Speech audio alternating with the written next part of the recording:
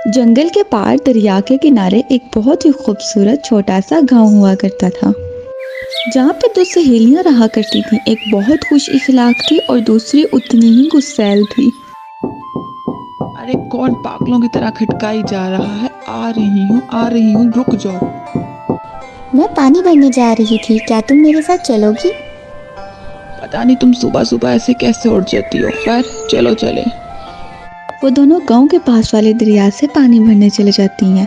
वहाँ पे उनको एक बूढ़ी औरत मिलती है। जरा सुनो सुनो बेटी, क्या तुम मुझे भी थोड़ा सा पानी भर दोगी?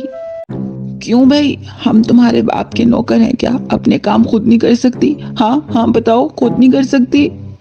अरे मेरी प्यारी बच्ची, मैं जरूर करती, लेकिन इन टांगों में अब वो जान नहीं है। तो हमने कहा था बूढ़े हो, तुम खुद बूढ़ी हुई हो ना, खुद अपने काम करो। कोई बात नहीं दादी, मैं आपके लिए पानी ले आती हूँ। ये कह के वो दादी माँ के पास से पानी का घड़ा उठाती है और उसमें पानी भर के ले आती है। बहुत बहुत शुक्रिया प्यारी बेटी, क्या तुम इसको अंदर रख दोगी? जब वो अंदर आती है तो देखती है घर के अंदर बहुत सारे घड़े थे। गुस्सैल और बदअखलाक लड़की की नज़र सोने के घड़े पे पड़ती है, क्योंकि वो लालची भी थी। बहुत बहुत शुक्रिया प्यारी बेटी हो। दादी माँ, आपने इतने ज्यादा घड़े क्यों इकट्ठे किए हुए हैं? देख नहीं सकती तू, तेरे जैसी और लड़कियों को बेवकूफ बना के उनसे पानी भरवाती है।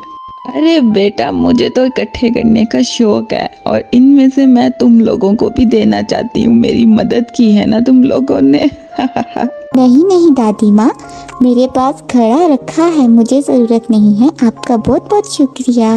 क्या तुम मुझे भी घड़ा दोगी? लेकिन मैंने तो तुम्हारी मदद नहीं की, फिर क्यों? अरे बेटा, वो तुम्हारा इखलाक था, ये मेरा इखलाक है। अच्छा, फिर तो मुझे वो सोने का घड़ा चाहिए, वो सोने का। हाँ क्यों नहीं प्यारी बेटी, लेकिन ये तुम्हें अभी नहीं तब मिलेगा जब तुम्हें इसकी जरूरत होगी। वो खुश हो जाती है क्योंकि अब उसे वो सोने का घड़ा जो चाहिए था।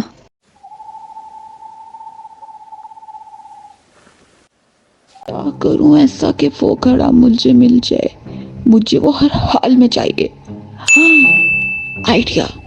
बहुत अच्छा बनने की कोशिश कर रही थी ना, अब पता चलेगा उसको उसने किससे पंगा लिया है।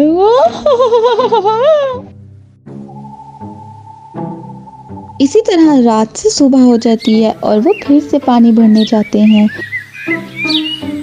चुपके से चालाक और मक्कार औरत अपना घड़ा तोड़ देती है और उसका इल्जाम बेचारी भोली अपनी सहेली पे लगा देती है। ये क्या, तुमने मेरा घड़ा तोड़ दिया? तुमने यकीनन ये जान के किया होगा। बताओ बताओ, तुमने जान के किया है ना? चल कुकड़ी कहीं की।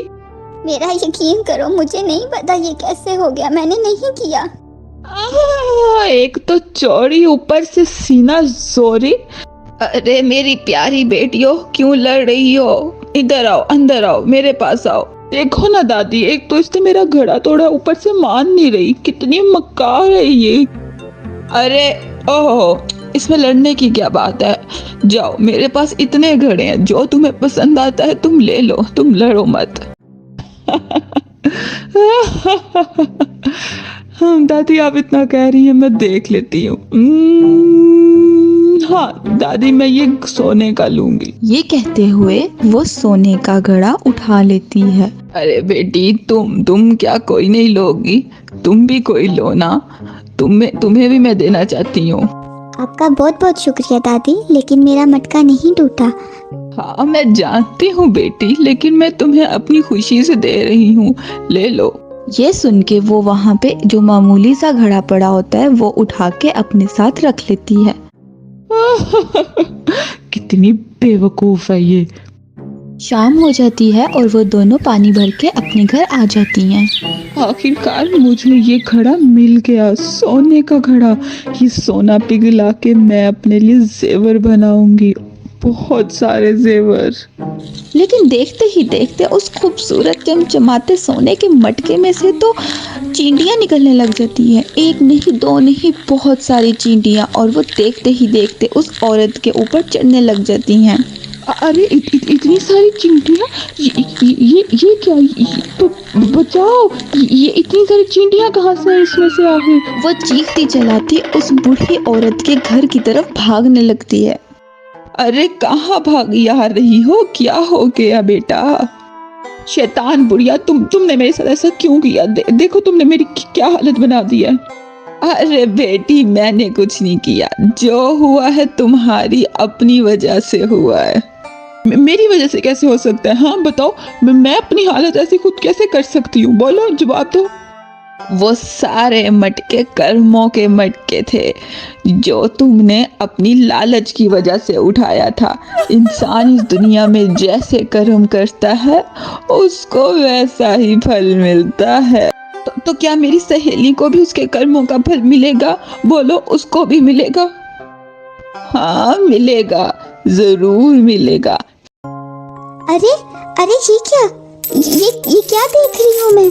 इतना सारा सोना, ये यकीनन दादी जी की वजह से हुआ है। दादी जी, ये आप ही की वजह से हुआ है ना?